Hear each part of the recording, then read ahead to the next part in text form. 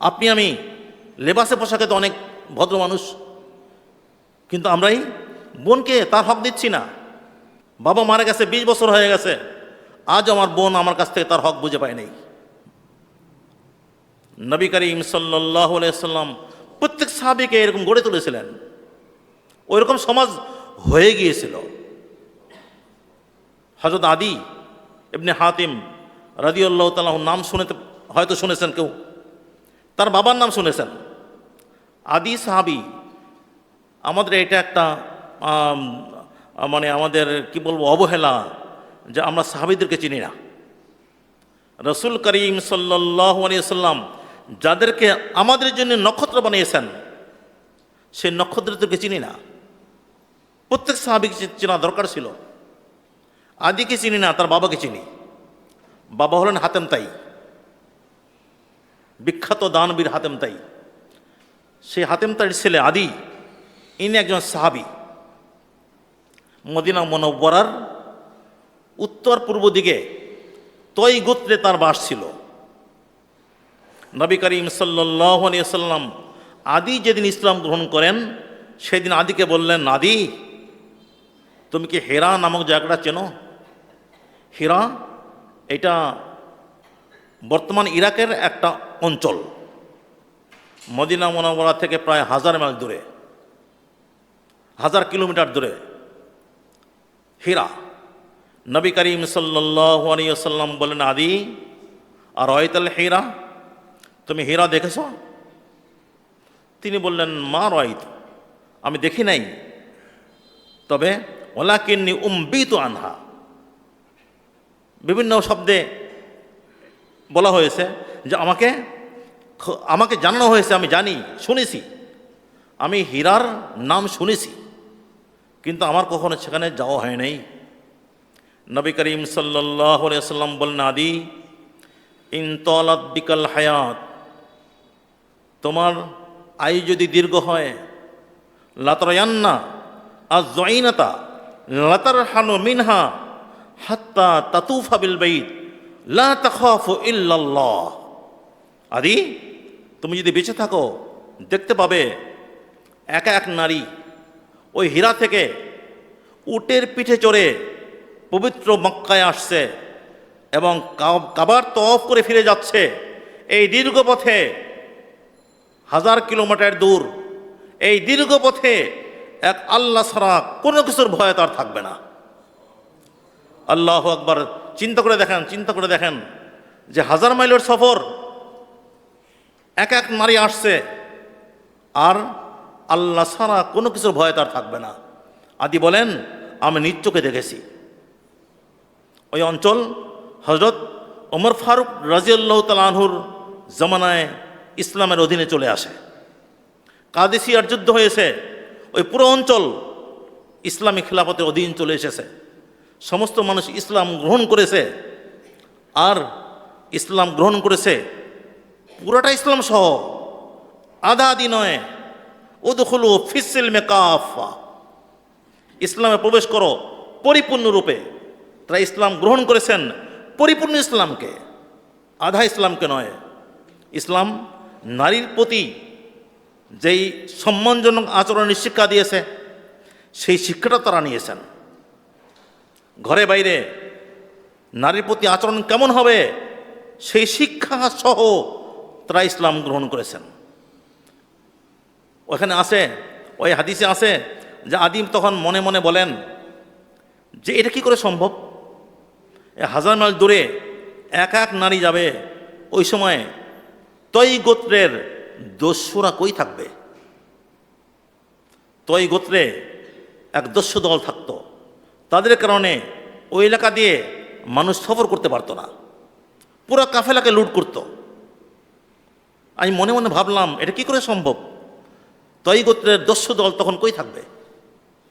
উনি বলেন যে আমি স্বচক্ষে দেখলাম যে পুরো এলাকা ইসলামের অধীনে চলে এসেছে, তৈ গোত্রে কোনো দস্যু নাই, সব মুসলমান হয়ে গেছে।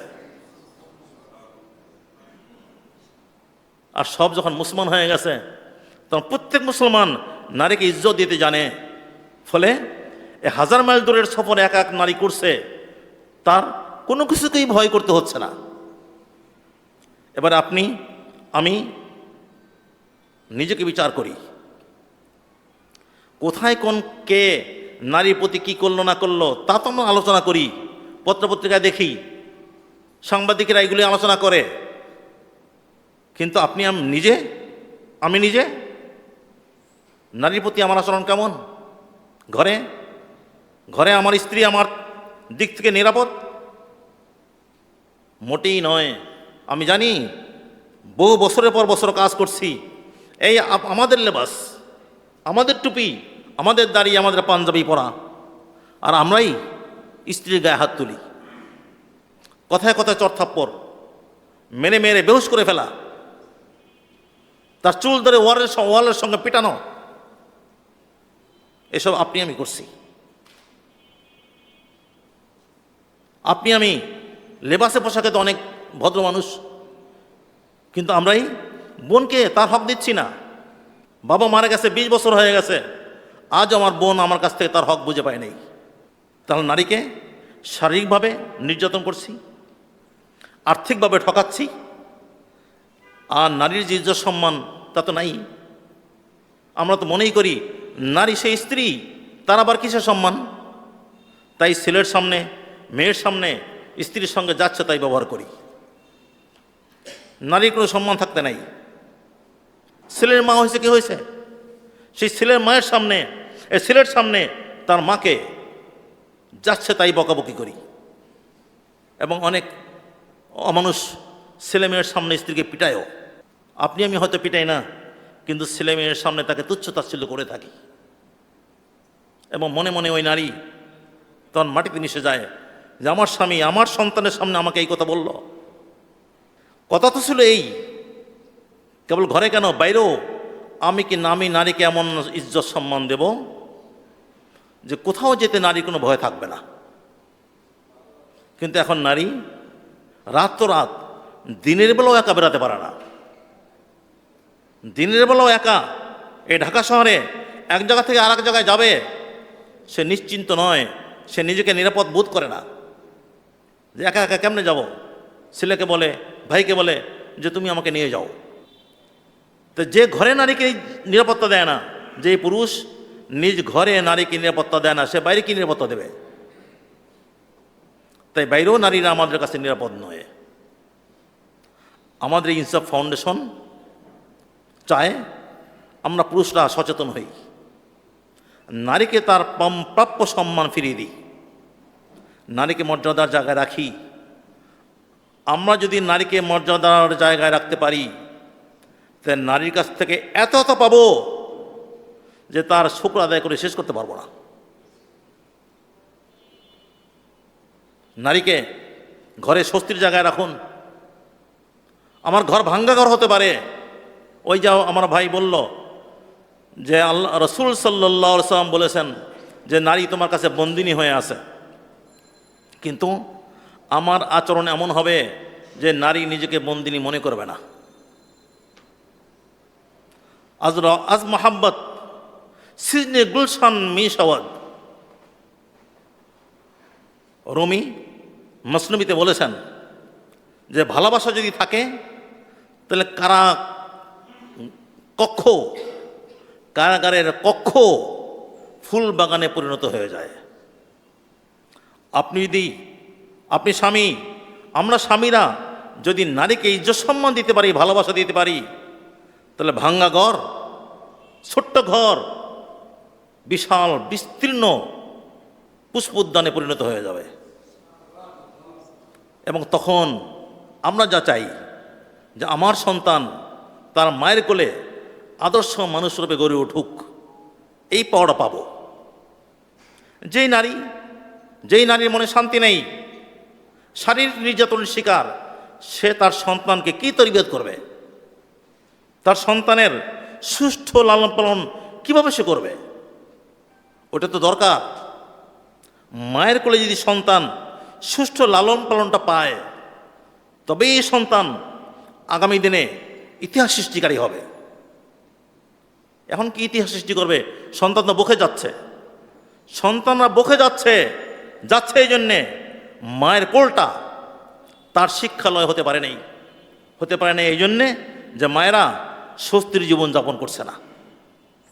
ইনসাফ ফাউন্ডেশন চায় যে আমরা পুরুষেরা নারীকে ওই জায়গায় রাখি, ওই ভালোবাসাটা দিই, ওই নিরাপত্তা দিই, তার যা প্রাপ্য, তার জানের নিরাপত্তা, তার মালের ইজ্জত নিরাপত্তা, তার ইজ্জতের নিরাপত্তা, এই ত্রিমুখী নিরাপত্তার জন্য আমরা পুরুষ তাকে দিই।